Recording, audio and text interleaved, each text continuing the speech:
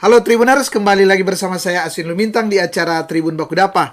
Dan kali ini kita akan berbincang dengan topik Cak Isla bicara tentang membangun peradaban dari Manado, dari kota Manado. Jadi ini kita kedatangan tamu yang jauh-jauh ya, tentunya dari Jakarta, kelahiran Madura, dan bersyukur ya boleh datang hadir di bagian timur Indonesia, di kota Manado. Tetap masih Indonesia ini, Cak Isla ya, di Indonesia ya. Dan tentu seperti biasa topik ini saya akan ada sekali lagi ada dari temanya pasti sudah tahu bahwa yang datang ini adalah Cak Isla. Tapi protapnya tetap saya berikan kesempatan untuk Cak Isla memperkenalkan diri ke Tribuners. Nah, silakan Cak Isla. Oke, hai Tribuners, saya Islah Bahrawi, saya Direktur Eksekutif Jaringan Moderat Indonesia. Ya. Dan Tribuners, untuk menyingkat waktu tentu saya akan langsung mengajak Cak Isla untuk bincang-bincang ya terkait dengan membangun peradaban dari Manado. Ya, membangun peradaban Indonesia tentunya karena ini dari Sulawesi Utara, Manado ya. Saya minta Cak Isla untuk bicara dari sini ya, tentunya dari studio ini. Cak Isla, ini membangun peradaban. Mungkin orang bingung kan, membangun peradaban ini artinya saat ini kan kita sudah dengan peradaban yang saat ini, sekarang ini. Ada apa dengan peradaban, tentunya dengan peradaban saat ini? Nah, di Manado, Cak Isla, karena Cak Isla tadi di offline mengatakan baru kali ini datang di Manado ini sebenarnya santai-santai aja mungkin ya, enjoy saja ya. Tapi Manado juga harus mengetahui di bagian lain Indonesia ya, di bagian lain Indonesia gimana sebenarnya ya, bagaimana sebenarnya. Tadi saya katakan bahwa di Manado ini kebanyakan ya boleh dikata orangnya santai-santai saja ya. Tapi perlu juga memberi perspektif bahwa posisi kita bangsa Indonesia segimana sebenarnya saat ini. Itu mungkin yang jadi pertanyaan awal saya, Cak Isla. Ya, terima kasih Bang Aswin. Jadi kalau kita berbicara tentang peradaban manusia ini kan ya polanya sebenarnya sirkulasinya itu sama dari zaman ke zaman. Cuma memang seperti kata pepatah itu, setiap zaman ada orangnya, setiap orang ada zamannya. Dengan lawan dan kawan serta tantangan yang berbeda-beda. Setiap generasi mengalami itu. Tapi yang harus kita perhatikan, history repeat itself. Jadi sebenarnya apa yang kita rasakan hari ini itu sebenarnya adalah bagian dari perulangan sejarah, tapi sesuai dengan peradabannya masing-masing. Teknologinya berbeda, tapi pola manusianya sama. Lifestyle-nya sama. Kurang lebih seperti itu. Artinya gini, ketika dulu orang itu cukup nongkrong dengan, kalau di Eropa misalnya cukup nongkrong, minum wine dan sebagainya. Kemudian muncul berbagai teknologi fermentasi dan sebagainya, kemudian berkembang ke arah whisky misalnya dengan model-model yang baru, dengan varian-varian baru. Nah, ini juga kalau kita berbicara tentang lifestyle. Hari ini kita kan tahu kita hidup dengan berbagai hal yang bersifat digital, bersifat teknologi. Ini juga akan mempengaruhi pola hidup manusia. Jelas. Apalagi kalau kita berbicara tentang ideologi radikal dan sebagainya, ini memang pasti berkembang ke arah hal-hal yang baru. Setiap peradaban seperti itu. Kalau dulu orang itu harus berkerumun baru bisa melakukan riot, kerusuhan, berkerumun dulu. Hari ini tidak perlu, ada lone wolf. Orang yang bisa melakukan itu secara mandiri, melakukan gerakan-gerakan violence secara mandiri dan sebagainya. Ini adalah bagian dari eskalasi peradaban manusia yang pasti akan terus berkembang. Nah, ini yang kemudian mempengaruhi bagaimana kita berbangsa hari ini dan juga beragama seperti apa hari ini. Meskipun mungkin tafsir-tafsir agamanya sama saja dengan 300-400 tahun yang lalu misalnya, tapi kan manusianya berbeda. Kepala kita boleh saja berada di abad pertengahan, berada di medieval centuries, tapi kaki kita kan sudah ada di abad milenium. Nah, ini yang harus kita seimbangkan antara bagaimana dengan rujukan-rujukan kehidupan kita yang berada di abad pertengahan. Kalau dalam Islam itu kan, kalau di Islam misalnya pemikiran-pemikiran para pemikir Islam itu kan berkembangnya pada abad pertengahan. Nah, Masalahnya ini kan zaman yang berbeda. Berbeda, ya. Nah, ini termasuk juga mungkin dalam agama-agama lain, termasuk Kristen, perumus-perumus tafsir-tafsir agama kan pada zaman medieval centuries kemudian berkembang, dan bagaimana kita menyikapi hari ini di era milenium. Nah, itu. Bang Islah, Cak Islah, katanya lebih enak kan dipanggil Cak Islah ya. Saya nolak dipanggil Gus atau Kiai. Aduh, ampun, jangan. Cak Islah, ini kan di era orang kan simpelnya ngomong gini kalau di Manado, ini kan udah era gini, udah era digital. Cak Islah ngomong tadi ya. Kemudian di era bagaimana oke, agama sangat penting lah, sangat urgen, apalagi kita di Indonesia menjadi landasan pola hidup sebagai seorang manusia. Tapi di era saat ini sebenarnya kan banyak orang yang lebih pragmatis, lebih berpikir bagaimana kehidupan saat ini. Sehingga ada juga yang berpikir, memang masih ada terorisme kemudian di saat begini, kemudian kenapa masih muncul paham radikal, masih pikir untuk perbedaan antara satu orang dengan yang lain. Padahal di zaman yang orang Nado bilang cari sesuap nasi aja sangat susah, sudah sangat sulit. Tapi ternyata masih kenapa itu masih ada korelasinya, masih ada korelasinya antara adanya munculnya terorisme yang mungkin boleh dikata dengan model baru, tapi dengan saya katakan tadi bahwa ini sebenarnya orang lebih pragmatis loh, banyak orang yang lebih pragmatis, lebih ya kita untuk kehidupan kita, untuk kehidupan. Gimana, guys? Jadi sebenarnya begini, kalau kita melihat peradaban manusia dari era ke era, dari abad ke abad, itu kan sifat dasar manusia kan sebenarnya supremasis. Ya. Semua manusia punya sifat dasar ini. Paling tidak dalam entitas terkecil itu suami istri lah. Kadang-kadang kan istri ingin menguasai suaminya, suaminya ingin menguasai istrinya. Itu yang jadi KDRT kadang-kadang. Supaya tercipta obedience kan memang betul. Harus ada supremasis, ada sifat-sifat supremasis. Dan ketika manusia itu berpikir tentang sifat-sifat dasar yang supremasis, dia akan memikirkan kekuasaan. Nah, gerakan-gerakan radikal ekstrim maupun teror itu sebenarnya tujuannya adalah kekuasaan. Semua begitu. Artinya udah ada politiknya sedikit ya orang ya. Pasti berbasis. Tidak pure agama lagi ya, ini penunggangan di permukaan semua. Penunggangan, tapi begini Bang Aswin, memang mengapa mereka menunggangi agama? Karena agama kan punya seksi dan punya dogma kan. Oh iya. Setiap agama punya dogma. Percaya nggak percaya harus percaya. Makanya mereka kelompok-kelompok teror ini, dogma ini yang jadi magnet ya. Jadi magnet karena dengan menunggangi agama mereka bisa mempengaruhi orang secara lebih murah dan cepat. Ya. Kemudian ada konsep kemartiran. Di dalam semua agama kan ada konsep kemartiran. Kalau berjuang mati untuk agamanya, maka dia akan otomatis masuk surga. Ini semua agama punya. Dan kemudian kalau tujuan politik secara global, semua agama percaya bahwa nanti menjelang hari kiamat agama saya yang akan menjadi penguasa di bumi. Ini semua agama punya. Nah, itulah mengapa kelompok-kelompok radikal ini memang lebih senang menunggangi agama. Meskipun kita sepakat terorisme itu tidak ada agamanya. Menunggangi agama, Iya. Dan ya tadi di offline Cais bicara terorisme itu kan bicara terorisme, bicara radikal itu kan sebenarnya di semua agama, di semua suku ada. Tadi saya sempat sentil ya bahwa mungkin terorisme atau paham radikalisme di Jawa dengan di Manado, daerah timur Indonesia itu sangat berbeda. Kalau kemarin ada acara pembumian Pancasila, saya bilang bahwa di Jawa, di Jakarta akan bicara soal terorisme, radikalisme tentu identik dengan mungkin agama tertentu. Tapi di sini bisa jadi ada kelompok adat, kelompok adat atau kelompok tertentu yang merasa di Manado ini kan ada di sini kelihatan damai-damai, tapi ada juga yang tarkam.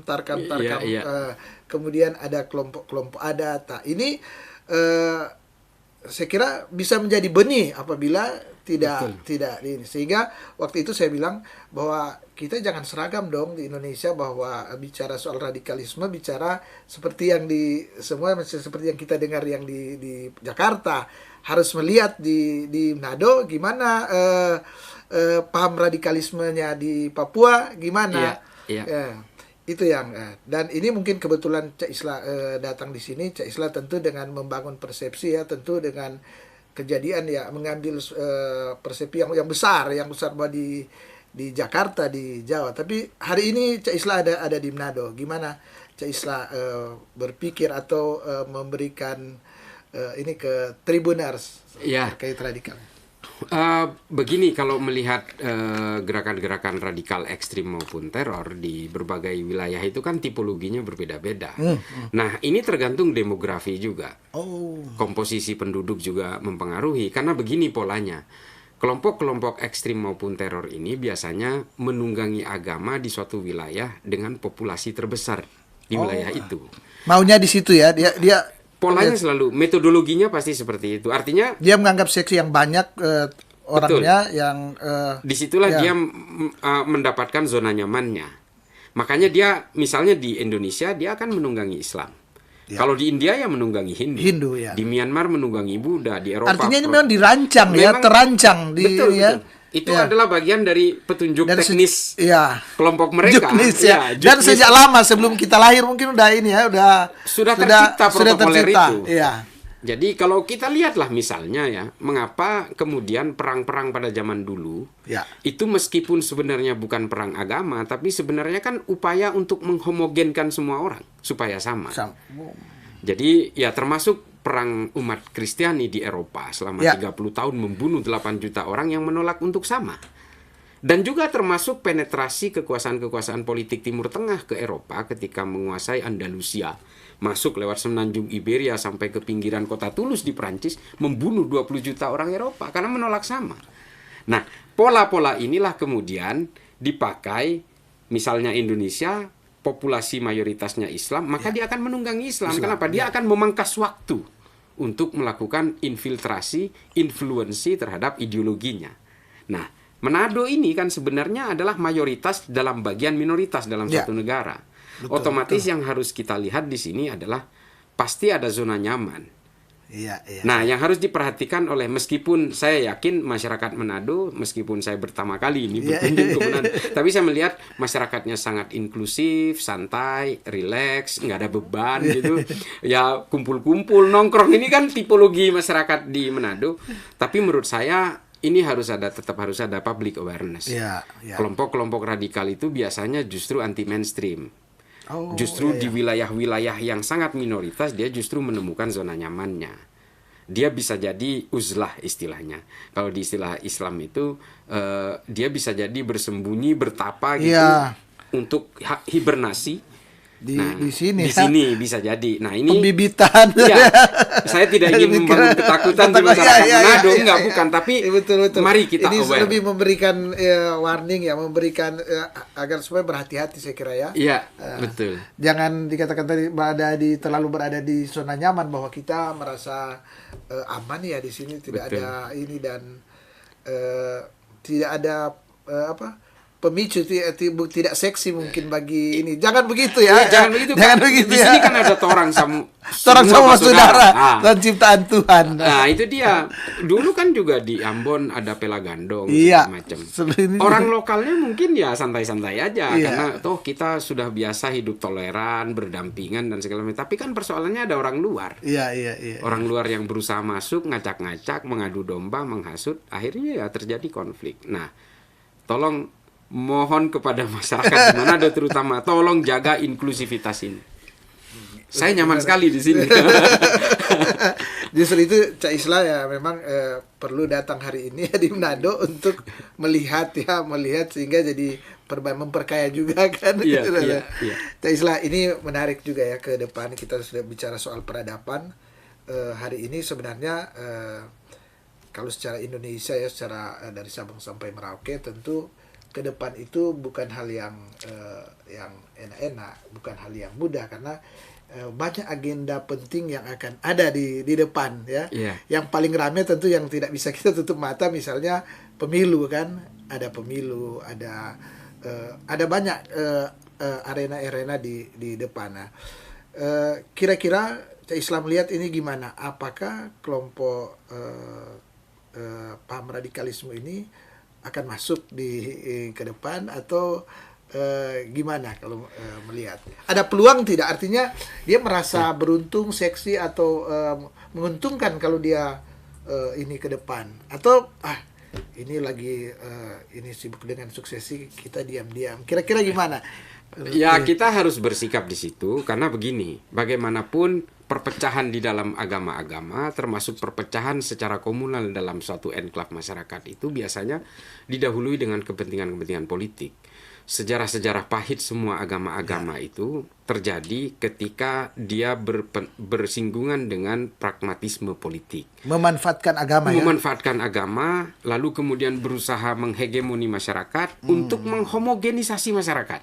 Nah, ini yang harus diperhatikan. Di Hindu terjadi, Buddha juga terjadi, di Kristen, Islam.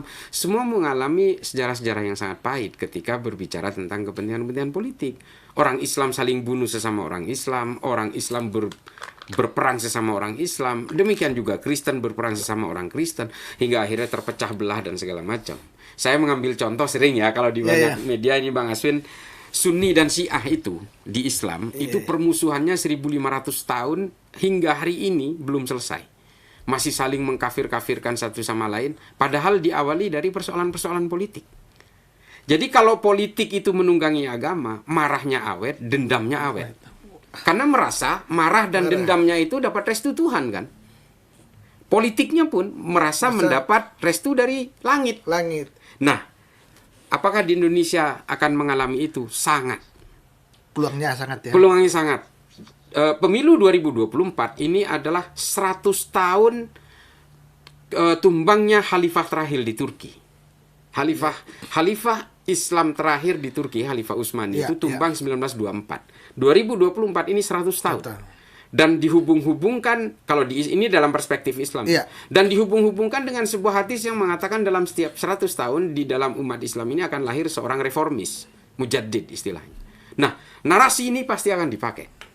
Pasti. Artinya gini, jadi bukan peluang untuk merangsang untuk berusaha menghipnotis masyarakat, dukunglah saya. Bahwa ini memang sudah tercatat, sudah oleh sejarah ini dipakai untuk mendukung ya. Ini kan sejarah berulang kan.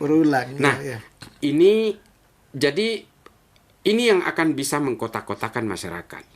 Oke lah, misalnya ada beberapa politisi, capres atau cawapres yang menggunakan narasi agama Islam misalnya, tapi kan bisa memecah kalau itu dilepas di sini. Karena di sini Islamnya minoritas di sini.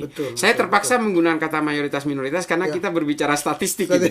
Nah, ini yang harus diwaspadai oleh masyarakat di Manado. Bukan berarti kita umat beragama tidak boleh berpolitik. Tidak, harus berpolitik. Karena politik demokrasi ini kan representasi kan, Bang Aswin. Perwakilan, Tapi jangan sampai menggunakan narasi agama demi kepentingan elektoral, tapi memecah belah masyarakat berdasarkan identitasnya.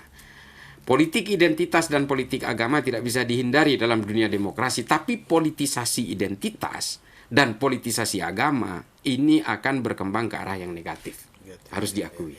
Sejarah mengatakan begitu. Tapi ini Cak Isla, tadi sekarang mendekati pemilu, ada yang katakan politik identitas selalu lagi ramai ya itu politik ini. Tapi di beberapa diskusi ya di daerah ini di Manado, banyak juga yang tokoh masyarakat yang tidak mempercayai akan adanya terorisme, adanya paham radikalisme. Ya mungkin kita pertanyaan ini agak kelihatan mundur ke belakang, tapi harus saya ngomong ke Cak Isla ya, bahwa ada ternyata yang menganggap bahwa ini desainnya pemerintah, bahwa ini sengaja dibuat proyek-proyek untuk ini, bahwa ada anggaran sehingga bahwa ada paham radikalisme, ada terorisme. Iya. Saya katakan wah ini ke belakang, tapi memang ada yang berakwan gitu. Gimana itu? Ada banyak yang Ya, ya, beranggapan seperti itu. Bahkan kalau dilihat misalnya video saya di salah satu stasiun TV, Ya, ya. ada salah satu politisi terkenal lah Ya, gitu ya. Itu yang mengatakan bahwa ini adalah industri.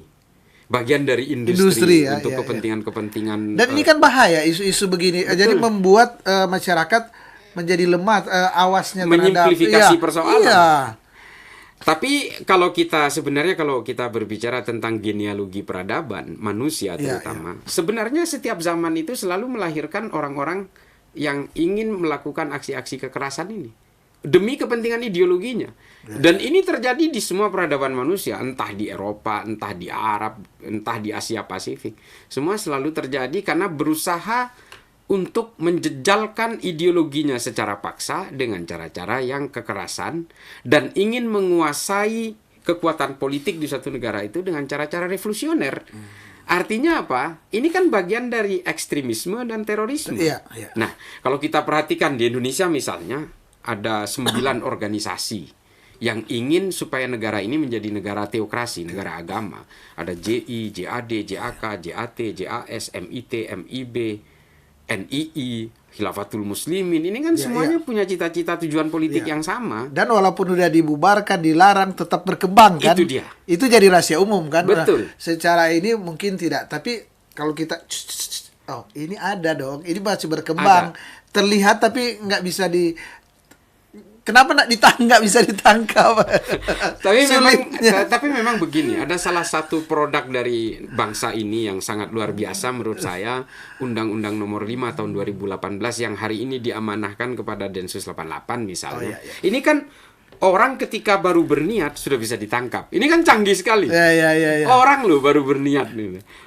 Parameter measurement dari niat itu kan sulit. Ini kan bicara ini ke hukum kan? Iya, dikonversi ke dalam hukum. Tapi Densus bisa melakukan itu.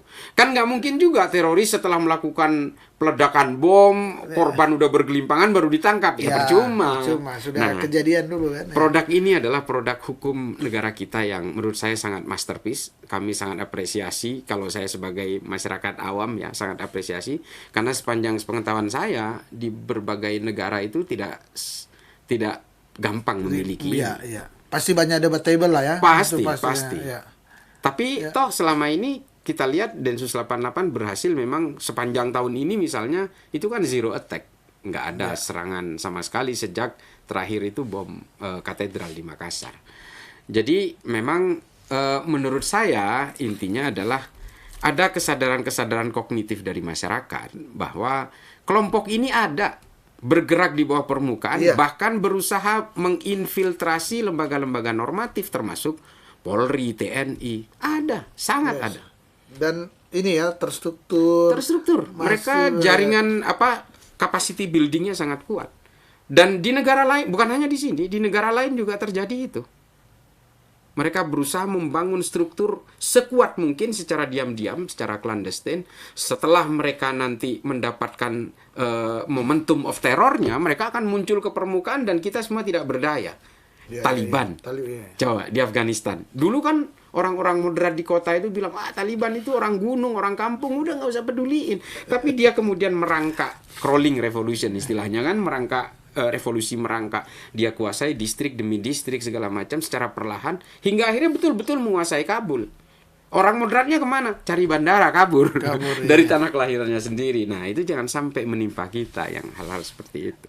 Ini kalau lihat Islah ini agak-agak susah gampang bilang bahaya tidak, karena gini kan kalau kelihatan tadi bahwa ini bisa menimpa siapa saja, bisa kena ke siapa saja karena ini masuk lewat pikiran kan, pikiran, dan kelihatan tadi mungkin bisa aja ke orang yang pinter, yang dikatakan pinter, bisa ke orang yang biasa-biasa saja. Betul. Biasa ke ini ya, kalau digambarkan tadi bahwa dia bisa masuk ke segala Polri, ke ini, apa yang menjadi kunci mereka sehingga mereka bisa merasuk ke misalnya ke institusi vital loh, dia bisa masuk ke mahasiswa, dia bisa masuk. Artinya kan saya berharap mungkin yang mereka bisa masuk misalnya orang yang miskin, yang ekonominya di bawah, sehingga mudah di ini. Ternyata ini dia masuk di kalangan mahasiswa. Mahasiswa berarti kan secara pendidikan dia udah seharusnya ya kan. Iya. Kemudian ke kepolisian dan institusi pemerintah, mungkin dia sebagai camat atau apa, sehingga mereka apa yang membuat ya merasuk jadi orang sehingga bisa masuk di ini. Gimana kalau menurut pandangan Cak Islah? Jelas kalau soal ekonomi itu bukan menjadi ukuran seseorang bisa terpapar paham ini, karena orang-orang yang berangkat ke Suriah itu, Ya, Pak Aswin, setelah menjual asetnya dia dapat uang 7 miliar, dia jual kebun sawitnya dapat uang 3,5 miliar, berangkat ke Suriah. Artinya Ya harusnya ya secara ekonomi mapan kan? Iya. Ada dokter bahkan, iya kan, ada Iya, pilot. Artinya secara intelektual, secara ekonomi ini bukan ukuran. Yang menjadi ukuran adalah sekuat apa kita bisa memainkan fitur-fitur rasionalitas kita. Ya. Kalaupun orang itu pintar secara profesi, dia ini profesi yang menengah ke atas, secara kekayaan dia sudah mencukupi segala macam. Tapi ketika rasionalitasnya tidak bisa dimainkan, seolah-olah agama ini menjadi alat untuk saling bertikai. Nah, ini yang menjadi bahaya. Orang kan harus punya kesadaran. Agama ini kan seperti pisau dapur. Dia bisa ngiris bawang, bisa buat nusuk orang. Iya. Nah, mungkin nggak kalau pisau dapur itu diciptakan untuk nusuk orang? Ini kan tergantung pemakainya. Pemakai, ya. Nah, sama seperti agama. Agama ini oleh Tuhan diturunkan tidak mungkin untuk supaya manusia ini saling binasakan satu sama Iya. lain, saling bertikai satu sama lain. Nggak mungkin sekali. Ini produk Logikanya Tuhan ya, kok. betul. Iya kan? Betul. Harusnya untuk kebaikan, Untuk kebaikan, damai. supaya manusia tertib, supaya manusia itu saling mengenal dengan manusia lainnya, dan supaya bisa menciptakan kedamaian. That's it. Itu tujuan agama.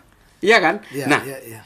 kalau artinya orang yang tidak punya rasionalitas tinggi tentu akan berpikir, oh harus agama saya yang berkuasa, orang lain yang berbeda dengan saya itu maka dia adalah orang yang akan masuk neraka, dia kafir dan sebagainya.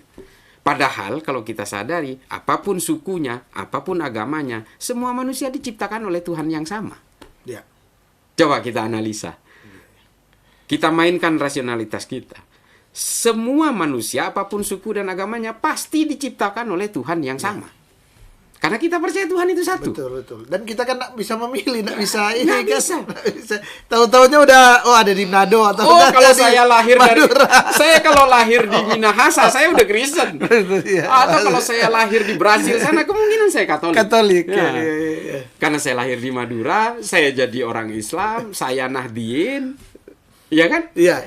Kalau saya lahir, entah ini mungkin aja Iya, gitu, iya. saya lahir dari orang tua beragama Islam di Jogja, somewhere di Jogja. Mungkin saya menjadi orang Islam yang beraliran Muhammadiyah misalnya. Iya. Ini kan takdir-takdir kelahiran dan keimanan ini bukan pilihan kita. Betul. Ini harusnya yang harus disadari, kemudian ya yang ini ya. Ini aja rasionalitas berpikir. Iya. Nah, banyak orang kemudian dengan beragama merasa dia punya ruang untuk membenci orang lain. Dan bahkan melakukan klaim-klaim kebenaran dengan beragama. Melindungi agama. Iya, artinya gini, Bang melindungi Aswin. diri. Nah.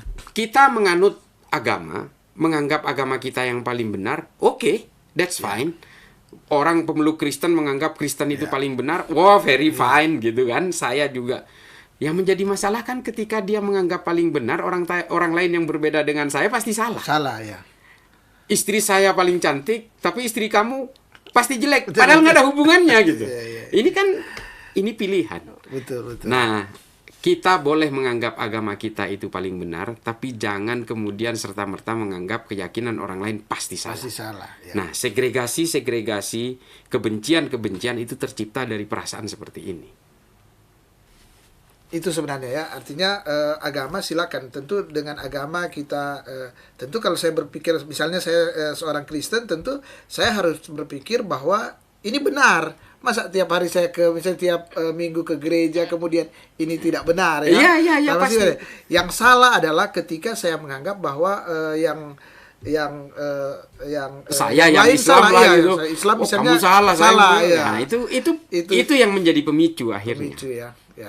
Dan ini tentu yang harus disosialisasikan oleh semua ini kan. Karena dari perasaan-perasaan yang seperti ini yang menganggap bahwa setidaknya orang yang berbeda keimanan itu memang berbeda imannya, tapi setidaknya dalam kemanusiaan kita ini bersaudara.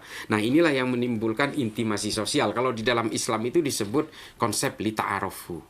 Jadi manusia ini dengan sengaja membuat Tuhan ini dengan sengaja membuat manusia ini berbeda-beda, bersuku-suku, berbangsa-bangsa, supaya apa? Supaya lita'arofu, supaya terjalin intimasi sosial, interaksi sosial dan sebagainya, supaya kita itu saling mengenal. Coba, Tuhan itu kalau ingin membuat homogen semua penduduk bumi bisa aja, Maha Kuasa kan, the Almighty. Betul, betul. Taruhlah misalnya ada saudara kembar yang sangat identik, kupingnya sama, apanya sama. Tapi Tuhan itu di situ menunjukkan kekuasaannya. Sidik jarinya berbeda, coba. Iya. Pasti. Nah, ini perbedaan ini adalah kuasa Tuhan. Tuhan ingin menunjukkan bahwa bagaimanapun di antara semua makhluk-makhluk ini, sayalah yang menciptakan kalian. Saya yang berkuasa atas kalian. Lalu tiba-tiba kucluk-kucluk ada sekelompok manusia ingin menghomogenkan seluruh Indonesia. Ini kan menentang sunnatullah namanya, menentang Tuhan. Nggak bisa. Nah itu rasionalis. Ini kan rasio-rasio berpikir yang tingkat dasar sebenarnya. Betul. Tapi ya ini kelihatan remeh-temeh tingkat dasar tadi. Tapi justru ini yang memicu ya. Ini yang menjadi area yang menjadi peluang bagi paham radikalisme, paham teroris untuk mendoktrin ya. Iya, betul. Dan ini Bang Aswin, dengan menggunakan agama kan semua kejahatan akan terlihat terhormat. Iya. Apapun, membunuh boleh, penipuan, kayak entah itu perampokan, entah pemerkosaan. Karena seolah-olah ini dilegalkan oleh Tuhan. Itu dia. Kan? Ada campur tangan langit. Nah, ini yang sering dipakai modus-modus operandi kejahatan-kejahatan di atas bumi ini dari abad ke abad memang selalu menggunakan agama untuk melegalisir kejahatannya. Iya. Seolah-olah membunuh direstui oleh Tuhan, melakukan pemerkosaan dan apapun yang perang genosida semua. Iya. Dan itu sejarah dari abad ke abad seharusnya sudah memberikan pandangan pada manusia bahwa ini terjadi loh terus. Iya, untuk belajar. Untuk belajar ya. Iya kan, kalau kita ingin melihat hari ini, itu kan harus melihat masa lalu. Iya. Dan juga untuk merencanakan masa depan. Dari sejarah tentunya.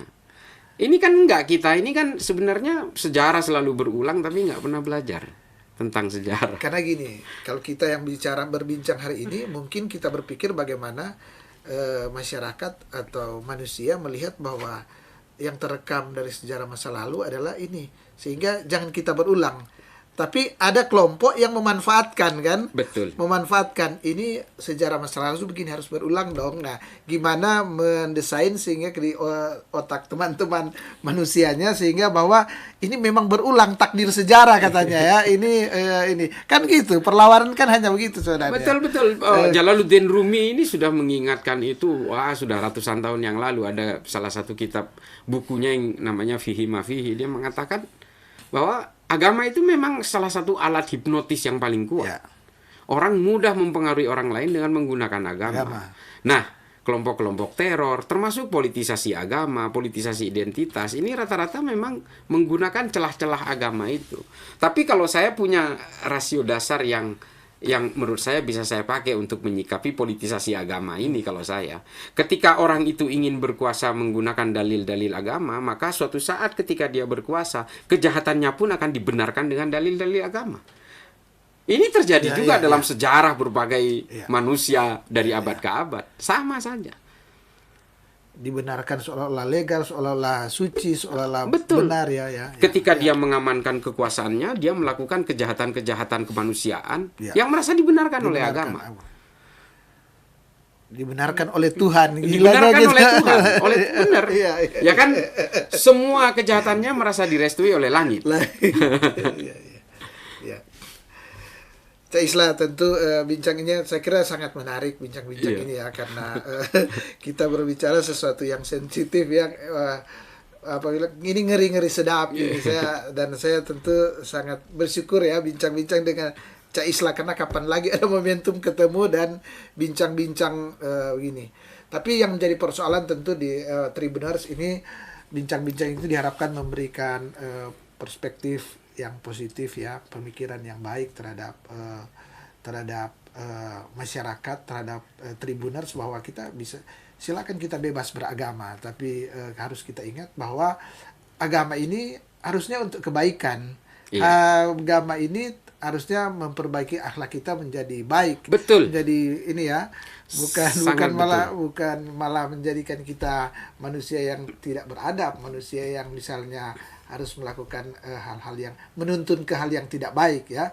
Kalau dia agama menuntun ke hal yang tidak baik, ya lebih baik kita tidak beragama, logikanya kan begitu. Betul. Ya. Ini persoalan moral kan moral sebenarnya. aja, ya. Tidak semua orang yang beragama itu moralnya pasti baik. Ya, karena ukuran moral itu bukan agama. Betul. Jadi itu sebenarnya Tribuners, dan di akhir bincang-bincang ini saya ingin bertanya ke Cak Isla, ini ke personal ini. Saya ingin tanya, Cak Isla, selama menjadi katakanlah berbincang-bincang, katakanlah membantu banyak pihak di kelompok yang anti radikalisme ya, membawa pesan-pesan perdamaian, ada tidak rasa takut lagi ke Cak Isla bahwa ini isu yang sensitif, ini isu yang berbahaya ya? Tidak menakut-nakuti Cak Isla, tapi kan sebagai manusia pasti ada, saya ingin ada tidak rasa takut misalnya, atau gimana, ada pengalaman tidak yang membuat gimana? Boleh banyak, kalau ancaman banyak sekali. Ya. Ancaman banyak sekali. Memang saya terus terang menganggap begini, bahwa ternyata untuk bergerak seperti saya ini bukan hanya modal keilmuan, tapi juga harus punya nyali. Ancaman itu sangat tinggi, tapi insya Allah kalau saya sih secara pribadi, saya sudah mewakafkan hidup saya untuk bangsa ini, untuk agama saya. Karena begini, Bang Aswin, mengapa saya katakan saya ingin mengabdikan hidup saya untuk agama saya dan bangsa saya. Saya tidak ingin agama yang saya peluk ini identik dengan dunia-dunia kekerasan, caci maki, kebencian, dan sebagainya. Saya ingin tetap membawakan agama saya sesuai dengan posisi awal ketika diturunkan oleh Tuhan, bahwa setiap agama itu berbasis kemanusiaan dan kedamaian. Kalaupun kemudian hari ini banyak orang menyeret paksa agama-agama ke dalam dunia kekerasan, saya kira itu kesalahan, bukan kesalahan agamanya, tapi kesalahan tafsir-tafsir agamanya. Nah, dari sinilah saya menganggap bahwa oke, saya harus berjuang seperti ini. Mudah-mudahan ya, saya ingin, mengapa saya selalu menganjurkan untuk kita selalu toleran, selalu kita ini menghargai perbedaan dan sebagainya. Dan tentu saja buat beberapa kepentingan saya ini obstacle, hambatan. Dan tentu saja banyak yang ngancam saya. Tapi kalau saya takut dan semua orang akhirnya akan menjadi takut, siapa lagi? Jadi apapun hambatannya, apapun ancamannya, insya Allah akan saya hadapi. Toh semua orang akan mati sendiri-sendiri dengan nasibnya masing-masing. Iya kan? Betul. Semua orang akan mati. Kita ini semua akan menunda kematian. Cara berbeda. Dengan cara yang berbeda-beda, dengan nasibnya sendiri-sendiri. Saya juga nggak tahu keluar dari sini nanti bisa dipenggal leher saya, kan kita juga nggak ada yang tahu. Tapi sebisa mungkin saya tidak akan bisa melakukan apapun kalau sendirian. Ya. Harus banyak kita suara-suara yang sama seperti ini untuk supaya guyup, dan sehingga kelompok-kelompok yang ingin merobek-robek kebinekaan kita, yang ingin merobek-robek entitas kebangsaan kita, ini nantinya punya ruang. Jangan sampai. Ya, itu. Ini terakhir kali Cak Isla, saya sebelum bincang-bincang ini saya sempat, karena saya baru kenalan hari ini, belum pernah kenal sebelumnya, jadi saya lihat di YouTube ya, saya lihat gimana. Saya pernah bincang-bincang Cak Isla 5 tahun di Amerika, ya, kemudian sudah ke berbagai negara, ke Timur Tengah, Afrika, dan berbagai daerah lainnya. Di penutup ini saya hanya minta, apa pengalaman yang mengesankan tinggal pilih di Amerika, di Afrika, satu aja supaya yang lain nanti jangan. Saya pernah jadi gembel di Amerika. Saya pernah jadi homeless. Saya pernah makan dari sisa orang. Di Amerika. Jadi, itu yang membuat saya in the middle of nowhere. Saya nggak punya saudara, saya nggak punya teman. Awalnya, tapi kemudian saya banyak menemukan saudara karena semua manusia di Amerika menjadi saudara pada akhirnya. Dan selama sekian bulan saya sempat terlunta-lunta hidup saya di New York. Nah, ini udah mulai menangis. Saya biasa nungguin di restoran, di pintu belakang restoran, nunggu sisa makanan orang, ngantri untuk Di mengisi New perut York saya. ya, Di New York. yang banyak orang mengimpikan kayak kalau di American Dream. American Dream, iya, iya, iya. Saya di sana justru disitulah saya belajar tentang turning point menjadi seorang manusia yang bagaimanapun keterpurukan apapun nggak usah kita pikirin, Ya. sepanjang kita mampu menyemangati kita sendiri untuk bangkit lagi. Persoalannya adalah pada setiap manusia itu adalah seberapa kuat kita bisa mengalahkan ego sendiri. Kalau kita tidak sanggup mengalahkan ego kita sendiri, maka kita akan selalu sibuk untuk mengalahkan orang lain. Ya. Nah, alhamdulillah saya sudah selesai melewati itu, dan saya betul-betul jadi gembel, hidup di emperan, makan sisa orang tanpa uang, dan saya hidupnya ya ini ngantri-ngantri di gereja untuk pembagian roti dan sebagainya. Ya. Dan Tribuners saya kira sangat berbahagia ya, sangat menginspirasi ya kita mendengar berbagai hal tadi, bicara soal peradaban, bicara soal terorisme ya, bicara sudah nyentil-nyentil soal bagaimana terakhir sekali adalah ketika Cak Isla berada di Amerika. Jadi saya kira walaupun hanya singkat, mungkin tidak sampai sejam, tapi banyak hal yang sudah kita perbincangkan, dan dari termasuk hal yang menarik dari seorang Cak Isla, dan itu diungkapkan di Kota Manado, di Tribun Nado. Dan seperti biasa protapnya di sini, sebelum saya nutup akan bincang-bincang ini, saya berikan kesempatan ke Cak Isla ada closing statement, bicara soal ya, simpulan atau apalah pesan ke para tribuner, silakan. Mungkin saya ulangi aja ya, bahwa ada dua quote yang selalu saya bawakan kepada siapapun ketika saya tampil di media digital ini, bahwa satu adalah orang-orang yang sebenarnya berambisi terhadap kekuasaan tapi dengan menunggangi agama, sebenarnya dia hanya ingin supaya semua kejahatannya terlihat terhormat. Dengan menunggangi agama, semua kejahatan akan terlihat terhormat. Kemudian yang kedua, yaitu apapun agamanya, apapun sukunya, kita semua ini diciptakan oleh Tuhan yang sama. Ya. Dan Tribuners, demikianlah bincang-bincang dengan Cak Isla dengan tema Cak Isla bicara tentang membangun peradaban dari Kota Manado. Dan tentunya semoga apa yang diperbincangkan ini yang membawa manfaat bagi para Tribuners, memberikan syukur-syukur, memberikan suatu tambahan wawasan ya, kemudian banyak hal yang mengubah akan kehidupan yang lebih baik dari para Tribuners ke depan.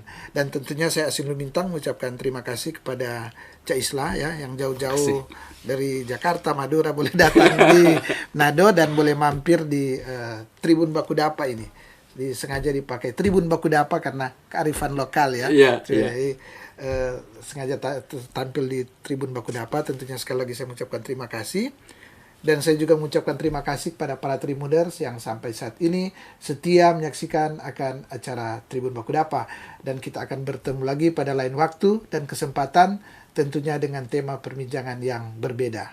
Mata lokal menjangkau Indonesia.